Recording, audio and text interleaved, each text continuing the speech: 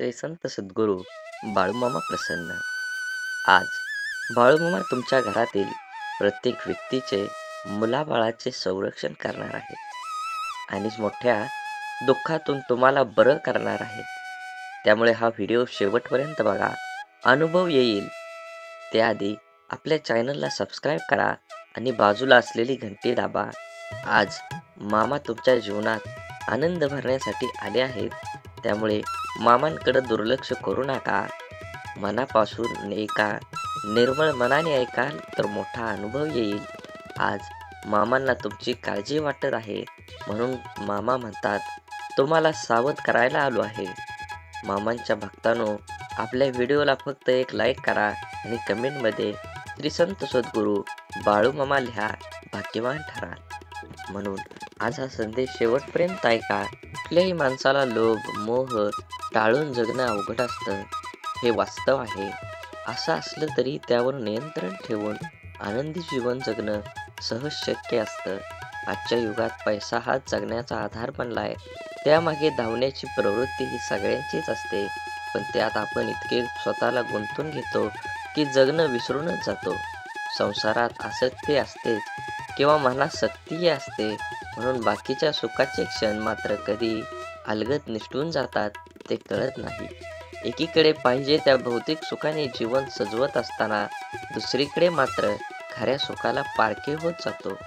जीवनाचा खरा आनंद ह्या छोट्या छोट्या गोष्टीत असतात. आपण मात्र सुखाच्या मृगजाळामागे धावत राहतो. जगणं उजळून टाकणारा हिरा शोधत असताना मात्र काचेचे तुकडे हाती उरतात. हे सत्य स्वीकारणं अवघड जातं. घर नावाची व्यवस्था कधी विस्कळून जाते हे कळत नाही, म्हणून मर्यादित अपेक्षेत जीवन जगणं कधीही सुखावं असतं. विनाकारण जास्त अपेक्षांचं ओझं लादून घेऊन स्वतःबरोबर कुटुंबाचीही वाताहत करणं शहाणपणाचं नसतं. हे ज्या दिवशी उमजल त्या दिवसापासून खऱ्या आयुष्याला सुरुवात होईल, हे मात्र नक्की. जीवनाचं सर्वोच्च ध्येय इतरांना आनंद देणं हाच आहे. कोणतीही गोष्ट देण्याने कमी होत नाही, याउलट देण्यामुळे दुवा मिळतो. म्हणूनच महान कवी विंदा करविंदकर म्हणतात, देणाऱ्याने देत जावे, घेणाऱ्याने घेत जावे. आनंद देण्यामुळे खूपच झळाळून उठतो. शेजाऱ्यांचा मुलगा एखाद्या स्पर्धा परीक्षेत प्रथम आला तर घरी जाऊन दिलखुलासपणे त्याला एखादा पेन अथवा बिस्किट पुडा देऊन अभिनंदन करावं. कार्यालयात एखाद्या सहकार्याने उत्कृष्ट शर्ट प्रदान केला असेल तर त्याला कॉम्प्लिमेंट नक्की द्यावी. कोणी मदत केली तर कृतज्ञतेने धन्यवाद मानावे. हे सगळे करण्यात कमीपणा नाही ना. उलट आपली वागणूक, कार्यपद्धत, प्रतिक्रिया हे सगळं स्वच्छ असावं, निर्मळ असावं, दिलखुलास असावं. तिरस्कार शब्द, मस्तयुक्त कृती, अहंकारग्रस्त वागणूक या बाबी वातावरण दूषित तर करतातच, मात्र आनंदाला बाधा आणतात. दुसऱ्याला देण्याने आनंद वाढतो आणि मग आनंद वाढण्याचा मोह जडतो. दुसऱ्यांचं दुःख वाटून घेताना त्याच्या चेहऱ्यावर चिंतामुक्ती दिसते. त्यामुळे मिळतो तो आनंद होय. आनंद मिळण्यासाठी, वाटण्यासाठी आणि निर्माण करण्यासाठी कुठं लांब जाण्याची गरज नाही. आपल्या आजूबाजूलाच आनंदाचा झरा निखळ वाहत असतो. फक्त त्याचं थोडंसं तुषार आपल्या वाट्याला कसं येतील, कौशल्य आत्मसात करायला हवं. माणसातला माणूस जाणला की मन एकरूप होतात. त्यातून अंतर्बाह्य आनंद प्राप्तीचा आनंद खुला होतो. एकदा हे गुपित कळालं की चारही दिशा व्यापून उरतो तो केवळ आनंद. आणि प्रत्येक सकाळ हा संदेश शेवटपर्यंत ऐका आणि असेच बाळूमामांचे संदेश आपल्यापर्यंत पोहोचण्यासाठी पहिल्यांदा व्हिडिओला लाईक करा. चॅनलवर नवीन असाल तर चॅनलला सबस्क्राईब करून शेजारील बेल आयकॉन नक्की प्रेस करा, जेणेकरून येणारे असेच बाळूमामांचे व्हिडिओ आपल्याला सर्वात अगोदर भेटतील. बाळूमामा म्हणतात, जीवनाची खरी सच्चाई आहे की लोकांच्या अपेक्षांचा अंत कधीच होत नाही. तुम्ही थोडं चुकलात किंवा त्यांना मदत करण्याचं थांबला की तुम्ही मागे केलेली मदत विसरून तेच तुमची निंदा सुरू करतात. तुम्ही तुमचं कर्म करत चला. कोणाला संतुष्ट करण्याचा प्रयत्न करू नका, कारण कोणीच तुमच्याकडून कायमस्वरूपी संतुष्ट होणार नाही. आयुष्यात आलेल्या एका दुःखामुळे आपण जर हताश होऊन बसलो तर पुढे आयुष्यात येणारी सुख आपल्यावर रुसून निघून जातील. त्यामुळे जीवनातील प्रत्येक क्षण हा अमूल्य आहे, तो आनंदाने जगा. तुम्ही कितीही चांगले वागण्यात व्यस्त असला तरी दुनिया मात्र तुमच्या चुका शोधण्यात नक्कीच व्यस्त असते. असेच बाळूमामांचे संदेश आपल्यापर्यंत पोहोचण्यासाठी पहिल्यांदा व्हिडिओला लाईक करा. चॅनलवर तुम्ही नवीन असाल तर चॅनलला सबस्क्राईब करून शेजारील बेल आयकॉन नक्की प्रेस करा आणि बाळूमामा प्रसन्न कमेंटमध्ये लिहायला विसरू नका. तुमच्यावर आणि तुमच्या कुटुंबावर बाळूमामांची कृपादृष्टी अखंड राहील. पूर्णविराम म्हणजे शेवट नाही, कारण आपण त्यानंतर नवीन वाक्य लिहू शकतो. त्याचप्रमाणे जीवनात अपयश आलं तर तो खरा शेवट नसतो, तर ती नवी यशाची सुरुवात असते. देवाकडे पाठ असताना तुम्ही काय वागता आणि देवासमोर उभा राहून तुम्ही काय मागता यावर बऱ्याच गोष्टी अवलंबून असतात. जे घडतं ते चांगल्यासाठी. फरक फक्त एवढाच असतो की ते कधी आपल्या चांगल्यासाठी घडत असतं तर कधी दुसऱ्याच्या चांगल्यासाठी. गोष्ट संस्काराची आहे. कोणी दगड मारायला शिकवतात तर कोणी सन्मान आदर करायला. समाधानाने तोच हसू शकतो जो दुसऱ्यांचे वाईट कधीच करत नाही आणि चिंताही नाही, आणि तेच चांगले झोपू शकतात जो इतरांच्या चांगल्याचाच नेहमी विचार करतो. मनात चांगले विचार हे सर्वात स्वस्त औषध आहे. माणूस वाईट कधीच नसतो. माणसावर जी परिस्थिती येते ती वाईट असते. ते चांगल्या कर्माने बदललं जाऊ शकतं. वाईट प्रसंगी साथ देणारी माणसं, मग ते नातेवाईक असोत वा नसो, हीच खरी आपली माणसं असतात. जीवनात वादळं देखील आवश्यक आहेत. तेव्हाच कळतं कोण हात सोडून पळून जातं आणि कोण हात धरून चालतं. तुम्ही चांगले आहात की वाईट याचा विचार कधीच करू नका, कारण जेव्हा लोकांना तुमची गरज असते तेव्हा तुम्ही चांगले असता आणि जेव्हा त्यांना गरज नसते तेव्हा तुम्ही वाईट असता. तुमचा आजचा संघर्ष हाच उद्याचा तुमची ताकद निर्माण करतो. यश मिळवायचेच असेल तर स्वतःवर काही बंधनं घाला. इतरांच्या पावलावर पाऊल ठेवण्याऐवजी असे काहीतरी करा जेणेकरून लोक तुमच्या पायावर पाऊल टाकतील. लोकांना वाटणाऱ्या एका रात्रीत मिळणाऱ्या यशासाठी कित्येक तरी वर्ष संघर्ष करावा लागतो. हरण्याची काळजी आणि जिंकण्याची महत्त्वाकांक्षा न बाळगता प्राण प्राणाला लावून लढावं म्हणजे विजय तितकाच आनंददायी होतो, आणि पराभव झालाच तर तो तितकासाच बेचत नाही.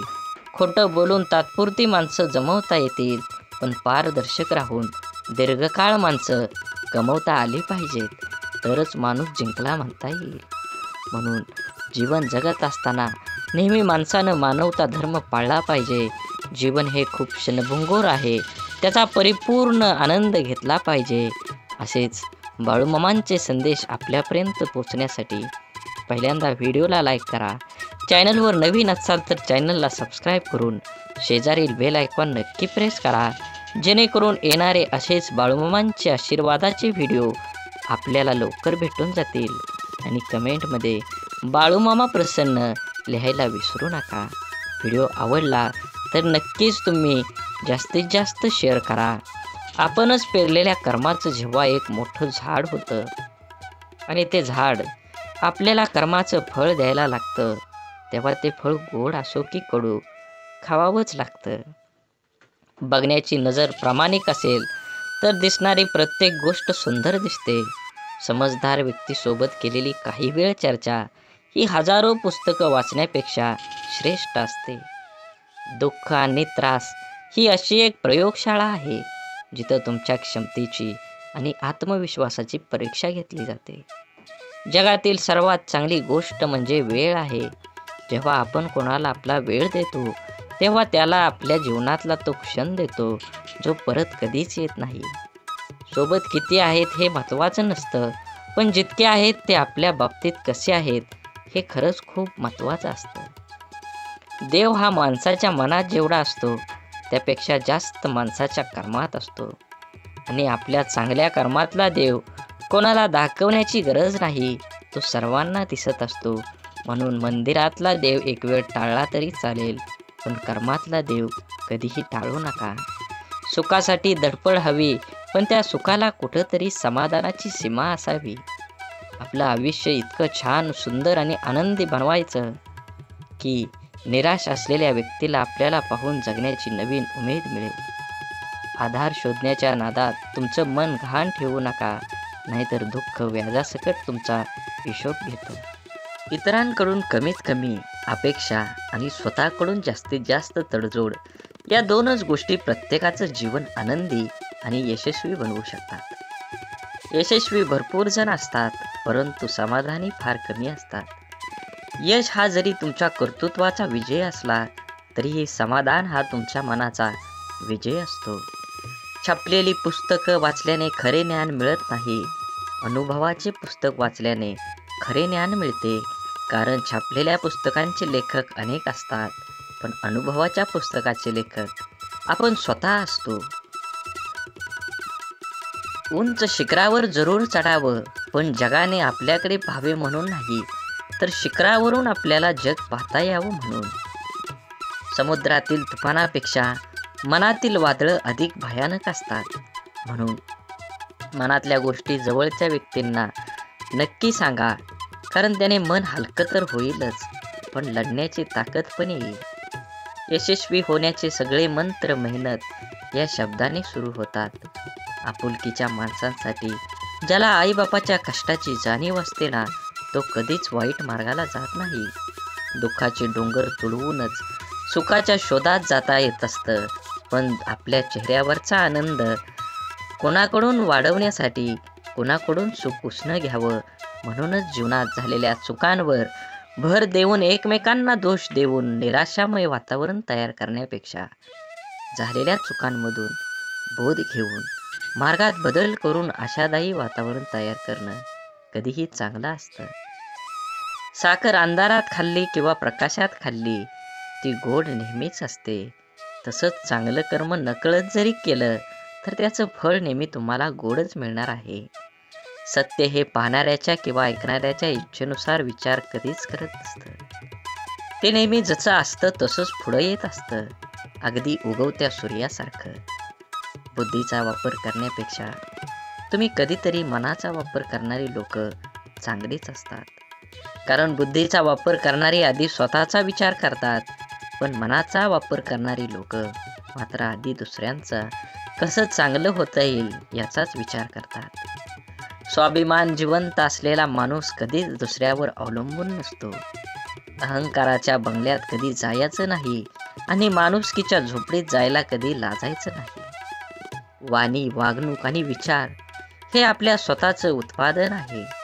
आपण जितका उच्च दर्जा राखू तेवढी उत्तम किंमत आपल्याला मिळणार आहे. प्रत्येक मनुष्याच्या जीवनात जीव लावणारे शब्द आयुष्य घडवतात, तर जिव्हारी लावणारे शब्द आयुष्य बिघडवतात. शब्द, प्रेम, प्रेरणा, यश, नातं तसेच आयुष्यभर आणि आयुष्यानंतरही मनामनात जपणारी भावना देतात. शब्दांचे मोल जपले की आपले आयुष्य अनमोल होतं. दवाखाना कितीही मोठा किंवा चांगला असू द्या साहेब, पण मनावर झालेला घाव कोणत्याही रिपोर्टमध्ये कधीही दिसत नाही. मरण सर्वांना येतच असतं, पण तोपर्यंत जगायचं कसं याचं उत्तर फक्त लढणाऱ्यालाच माहीत असतं. देणारा हा कायम सर्वश्रेष्ठ असतो, मग तो आधाराचा शब्द असो किंवा संकटात दिलेला मदतीचा हात. जीवनात काही प्रसंगी पैशाची नाही तर आधाराची गरज असते व यावेळी आधार देणारी व्यक्ती सर्वश्रेष्ठ ठरते. सुख कणभर गोष्टीमध्ये लपलेलं असतं, फक्त ते मनभर जगता आलं पाहिजे. आयुष्य हसत खेळत जमलं पाहिजे असं म्हणतात, पण काही खेळणे काही लोक लहानपणीच विसरून जातात आणि हसणं हळूहळू वाढत्या जबाबदाऱ्यामध्ये दबून जातं. निर्णय चुकला तरी हरकत नाही, स्वतःवर विश्वास असला की जीवनाची सुरुवात कुठूनही करता येते. आपल्या हाताने जर कोणतं चांगलं काम झालं तर तो दिवस खूप चेहऱ्यावर आनंद देऊन जातो. आयुष्यात येणारी प्रत्येक व्यक्ती कळत न कळत काहीतरी शिकवून जाते. काही कसं वागायचं ते शिकवतात, तर काही कसं जगायचं ते शिकवतात. तसेच जीवनात कठीण परिस्थिती सुद्धा एका वॉशिंग मशीन सारखी आहे. जी माणसाला आपल्याला खूप टक्कर मारते, गोल फिरवते आणि पिळते सुद्धा. पण जेव्हा आपण त्यातून बाहेर येतो, तेव्हा आपलं व्यक्तिमत्व पहिल्यापेक्षा अधिक स्वच्छ, चांगलं आणि चमकदार असतं. मनापासून लिहिलेल्या गोष्टी मनाला स्पर्श करून जातात. त्या नेहमीच काहीतरी वेगळं बोलून जातात. काही माणसं भेटून बदलत असतात आणि काही माणसांना भेटून आयुष्य बदलत असतं. म्हणून जीवनात बदल हा नक्कीच गरजेचा आहे. तुम्ही काय कमवणार आहे, तुम्ही काय कमवलं आहे, ह्यापेक्षा तुम्ही काय दान केलं आहे, हे सर्वात महत्त्वाचं आहे. भिंतीवरील सुंदर फोटो भार खिळा सांभाळतो, परंतु लोक कौतुक खिळ्याचं करतील किंवा टांगलेल्या फोटोचंच करतात. जीवनाचं देखील असेच असतं. केलेल्या कामाचं श्रेय तुम्हाला मिळेलच असं नाही. दोन गोष्टी कधी संपू देऊ नका. मनाचं बालपण आणि अंतःकरणातील देवपण. हे संपलं की माणूस संपला. स्वभाव असा ठेवला की जीवनात भेटलेली प्रत्येक व्यक्ती आपल्याला आयुष्यभर विसरली नाही पाहिजे. मोबाईलचा वापर दूरदर्शन पाहण्यापेक्षा जास्त घातक आहे. मोबाईल तुम्ही इतका जवळ धरता, एकटक पाहता की त्यामुळे त्याचा दृष्टीवर परिणाम होतो. मानेचा शिरा, पाठ, कंबर या सर्व अवयवावर ताण येतो. या सर्वांचा जास्त घातक परिणाम चेतासंस्थेवर होतो. मेंदूवर विपरीत परिणाम होतो. चिडचिड वाढते, रागीटपणा वाढतो, जोरात ओरडावेसे वाटतं. मोबाईल अति वापरतात त्याची मानसिकता पूर्णपणे बिघडते व त्याचा परिणाम कुटुंबातील लोकांना पण भोगावे लागतात. मित्रांनो, मोबाईलशिवाय अनेक गोष्टी आहेत. वाचन, लेखन करा, मोकळ्या मैदानावर खेळायला जा. आभासी जगात मित्रांची यादी वाढवण्यापेक्षा प्रत्यक्ष मैत्री करा. स्वतःचं आरोग्य जपा. खरंच कोणाच्या आजाराची जेव्हा असते ना आपल्याला नेमकीच गरज, तेव्हा कोणीच आधार देत नाही. मग बाकी नेहमीचंच आहे ना मी पाठीशी म्हणणारे खूप असतात. कोणतीही समस्या स्वतःच सोडवावी लागते. म्हणून कुणावर अवलंबून राहण्यापेक्षा स्वावलंबी बनावं. विचारांचा प्रभाव मनावर पडतो, मनाचा प्रभाव शरीरावर पडतो, शरीर आणि मन या दोन्हींचाही प्रभाव जीवनावर पडत असतो. म्हणून नेहमी चांगले, सकारात्मक व प्रेरणादायी विचार मनात आणावेत आणि समाधानी राहावे. माझं काय चुकलं हे देवाला विचारण्यापेक्षा आपल्या मनाला विचारत चला. कारण आपल्या कर्माची, चुकांची आणि चांगल्या वाईट गोष्टींची जशी नोंद देवाकडे असते, तशीच एक प्रत आपल्या मनाकडेही असते. एकटेपणा काय असतो ते ताजमहालाकडे बघून ठरवावं. बघायला सगळेच येतात, पण राहायला कोणीच येत नाही. म्हणून आपुलकीच्या माणसांसाठी नक्कीच वेळ द्या. वेळ काढून तुमच्या जीवनाशी, त्या नात्याचं गोड नातं टिकवा. शांततापूर्ण आयुष्याचे दोनच नियम आहेत. अपयशाचं दुःख हृदयात पोचू द्यायचं नाही आणि यशाचा अहंकार मेंदूपर्यंत जाऊ द्यायचा नाही. अनुभवाने एक शिकवण दिली आहे. कुणाच्या चुका उणिवा शोधत बसू नका. नियती बघून घेईल, हिशोब तुम्ही करू नका. काही जिंकणं बाकी आहे, काही हरणं बाकी आहे. अजूनही आयुष्याचं पूर्ण सार बाकी आहे. आपण चाललोय आपल्या ध्येयपूर्तीकडे. आपण पहिल्या पानावर आहोत. अजून संपूर्ण पुस्तक बाकी आहे. पूर्ण विश्वाला सूर्यप्रकाश देणारा सूर्यसुद्धा कधी कधी ढगाने झाकला जातो. त्याला सुद्धा ग्रहण लागतं. त्याला आपण वाईट काळ म्हणतो. तो प्रत्येकाच्या वाट्याला येतो. देवसुद्धा यामधून सुटले नाहीत. सांगण्याचा उद्देश लक्षात आला ना? आपल्याला पण अशा निराशाजनक काळातून जावं लागतं, तेव्हा नाराज व्हायचं नाही किंवा खचून जायचं नाही. हा पण काळ जाईल याची खात्री बाळगून सकारात्मकता जागी ठेवायची. बाकी आपण अनुभव, जिद्द, चिकाटी ठेवायची. थोडा उशीर झाला तरी यश आपलंच असणार आहे. आयुष्य हे आनंदानं जगायचं असेल तर आहे त्या परिस्थितीत समाधानात मानावं लागेल व पुन्हा यापेक्षाही अधिक चांगल्या प्रकारे करता येते. त्यासाठी सकारात्मक प्रयत्न करावे लागतात. रोज सकाळी परमेश्वर या पृथ्वीवर सुखदुःखांची नाणी फेकत असतो. ज्याच्या हाती सुखाची नाणी पडतात तो सुखाचा व्यापार करतो, पण दुःखाची नाणी हाती पडूनही जो सुखाचा व्यापार करतो त्याला जीवन जगणं असं म्हणतात. गेलेल्या क्षणांसाठी झुरत बसण्यापेक्षा येणाऱ्या क्षणांसाठी मनमोकळं हात पुढे करा. कदाचित आयुष्य मागच्यापेक्षाही काहीतरी चांगलं घडवू शकतो. घरात दिवे असूनही निरंजनातून मिळणारा सात्विक प्रकाश हा आपल्याला अधिक प्रसन्न करणारा ठरतो. सहवासातील माणसांचं देखील तसंच असतं. अनुभव घ्यायला लाखो पुस्तकं लागत नाहीत, पण लाखो पुस्तकं लिहायला मात्र अनुभव लागतोच.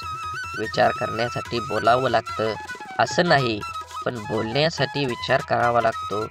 काम करण्यासाठी नाव लागतंच असं नाही, पण नाव कमवण्यासाठी मात्र काम करावंच लागतं.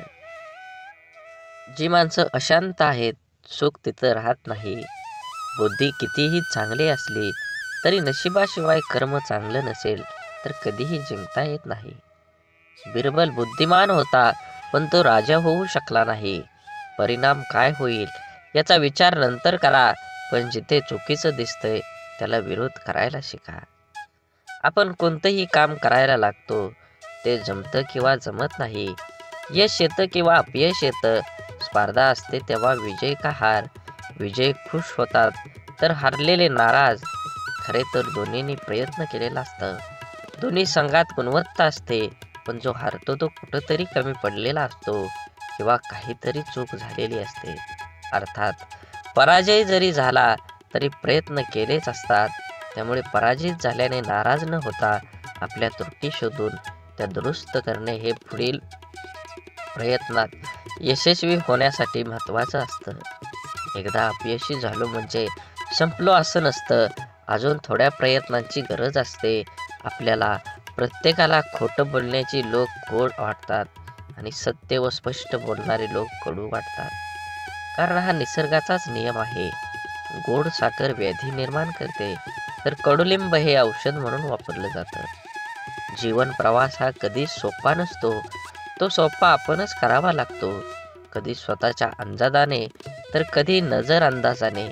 जिथे 2 घास प्रेमाचे खाता येईल अशी पंगत आणि मन मोकळं करता येईल अशी संगत आयुष्यात लाभली तर जगण्यातील रंगत वाढत जाते. नामाने वासनेचे मूळ नाहीसे होते.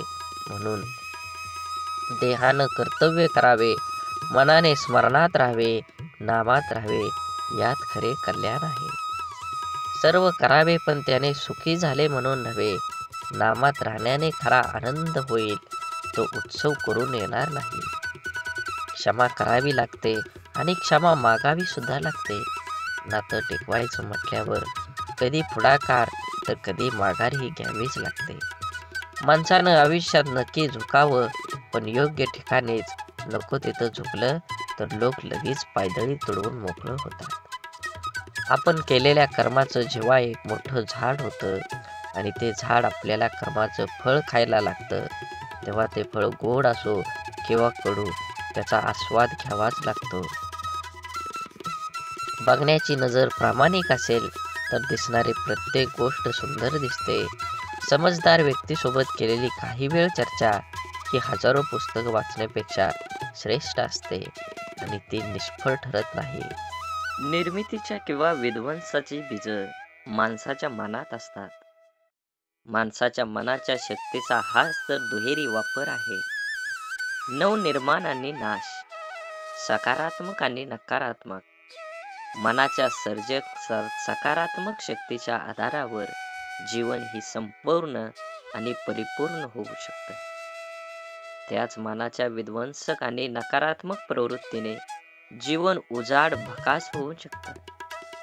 प्रेम, करुणा, दया, संवेदनानं मन संक्रित झालं की व्यक्तीच्या जीवनाला अव्यापकतेची दिशा देतं.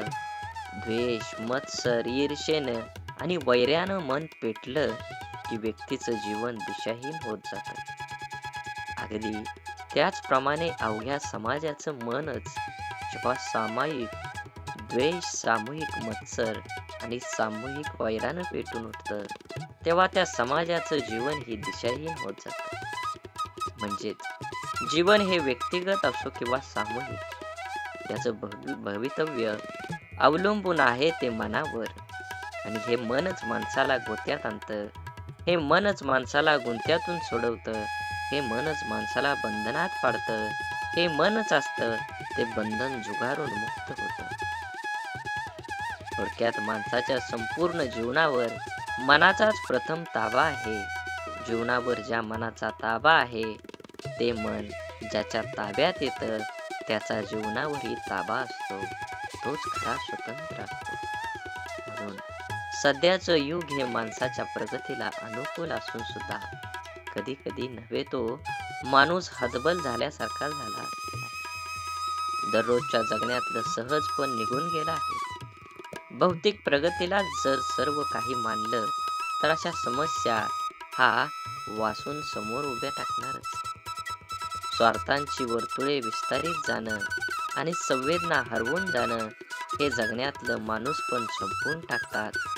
आत्मकेंद्रित जगणं म्हणजे जेव्हा परिणाम होऊ लागतं तेव्हा आयुष्याचं परिझुंज होऊ लागतं.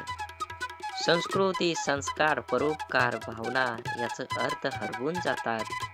हे विश्वची माझे घर ही माऊलीची प्रार्थना अर्थहीन होऊन जाते.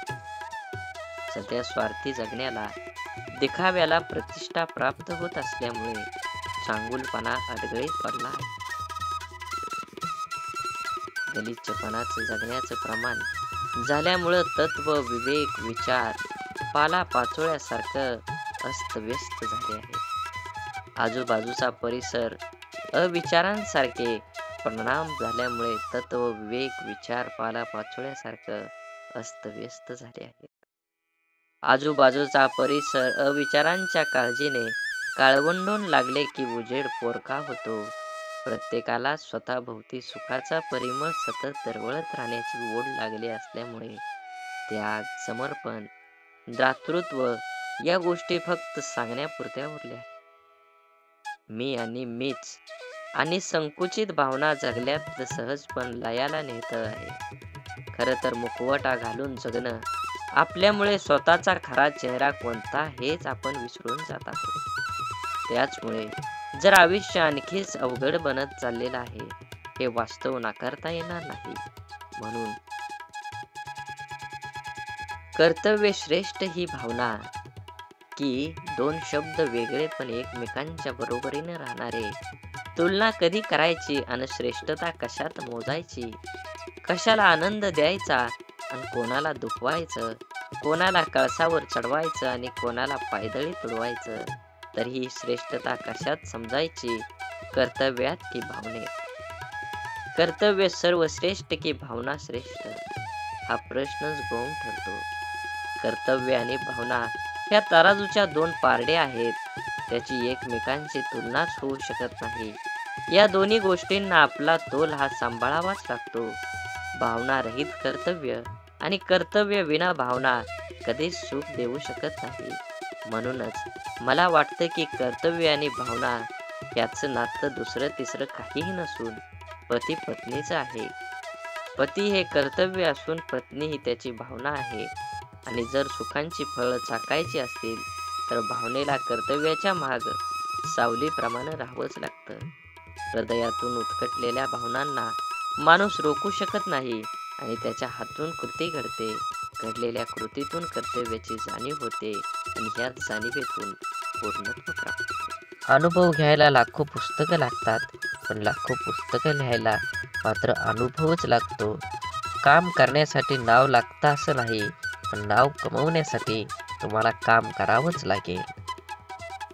कुणाला दुःख देऊन मिळवलेला आनंद सुख देऊ शकत नाही, पण कुणाला आनंद मिळावा म्हणून स्वीकारलेलं दुःख नेहमी सुखच देऊन जातं. जीवनात दुःखाचा विचार करत बसला की समोर उभं असलेलं सुख हे डोळ्यांना दिसत नाही. विचारांची गुणवत्ता चांगली असली तर मोठ्यात मोठी स्वप्न साकार होण्याची वेळ लागत नाही. जगातील कोणतीही वस्तू कितीही महागडी का असेना, परंतु देवाने तुम्हाला जी झोप, शांती आणि आनंद दिला आहे त्यापेक्षा कोणतीच गोष्ट मौल्यवान नक्कीच नाही.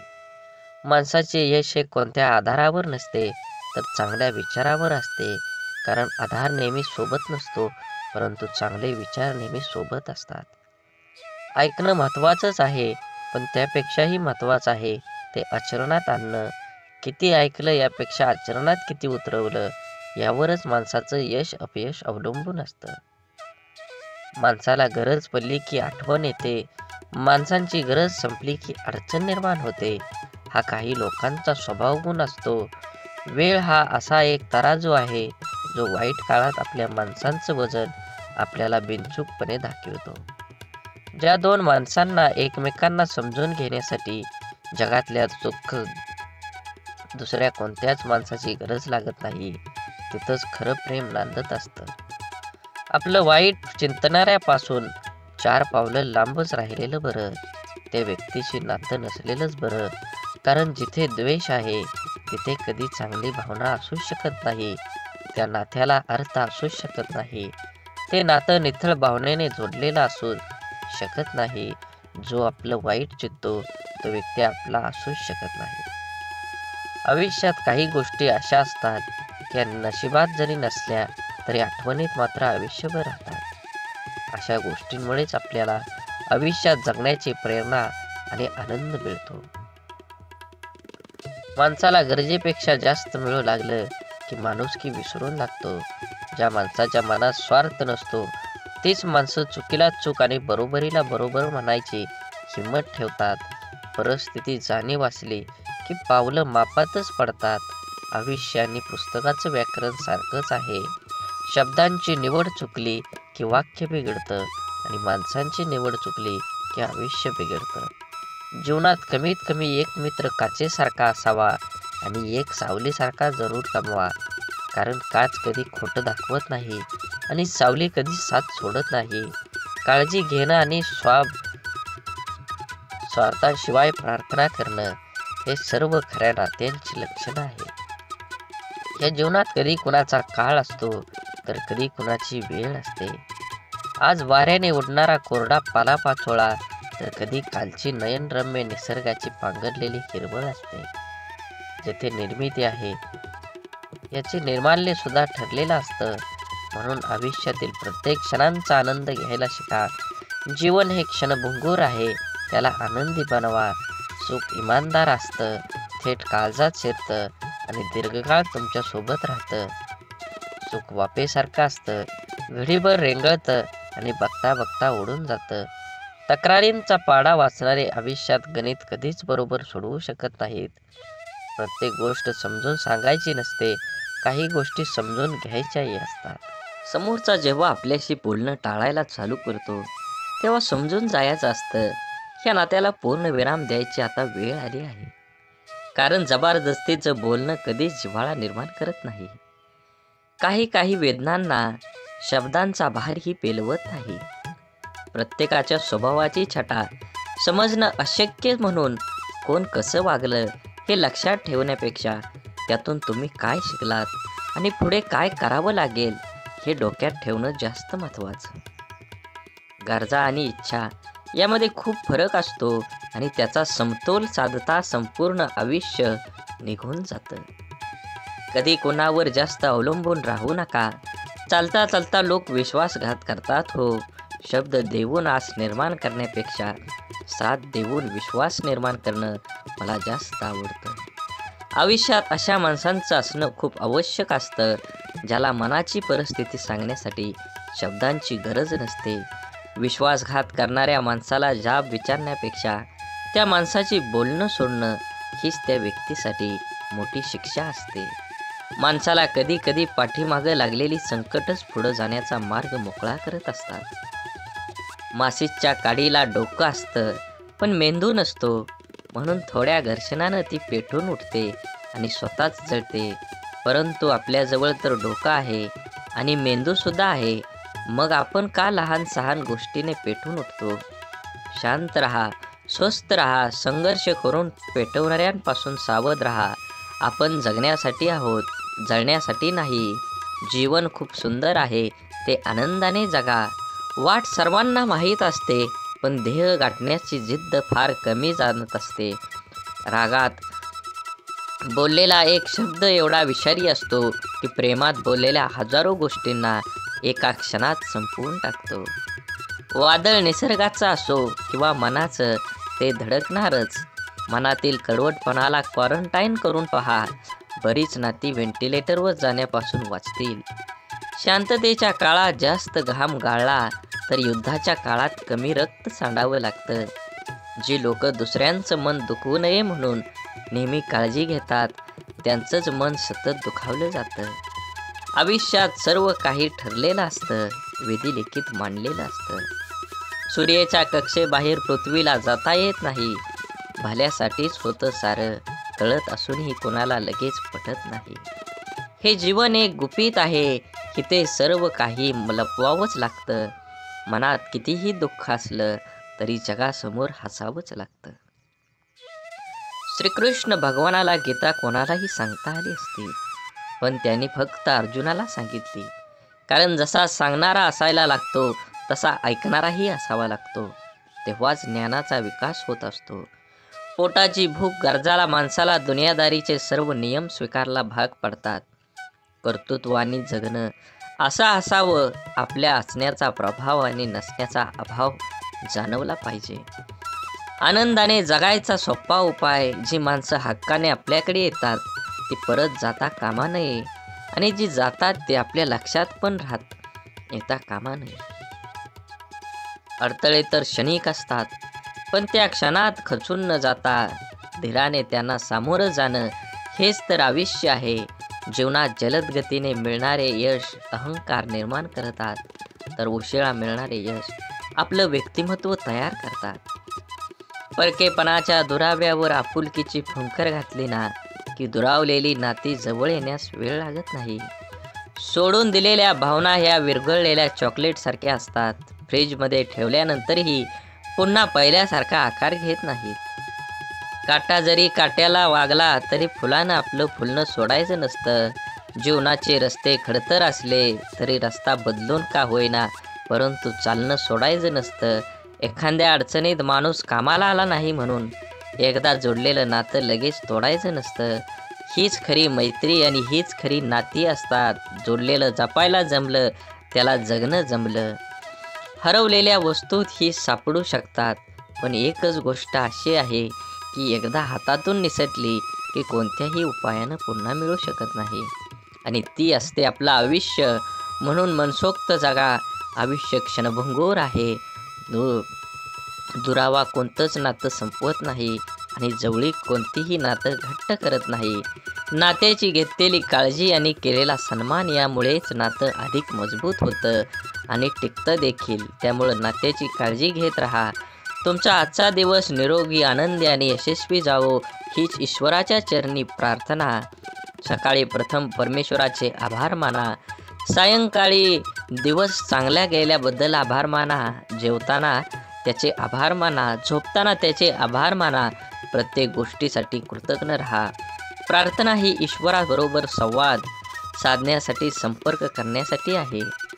हे आयुष्य एकदाच मिळतं, त्यामुळे दुसऱ्यांच्या चुका शोधून तिसऱ्यांना सांगण्यात आपलं आयुष्य व्यर्थ घालवू नका. त्याऐवजी आपल्यातील गुणदोष ओळखून ते सुधारणा आपला वेळ खर्च करा. आपण स्वतःच्या मनाची स्वच्छता करून, साफ मनाने इतरांबद्दल विचार करून, जेणेकरून आपल्यामधील गुणांचा आपल्यातच अंतर्भावात करता येईल.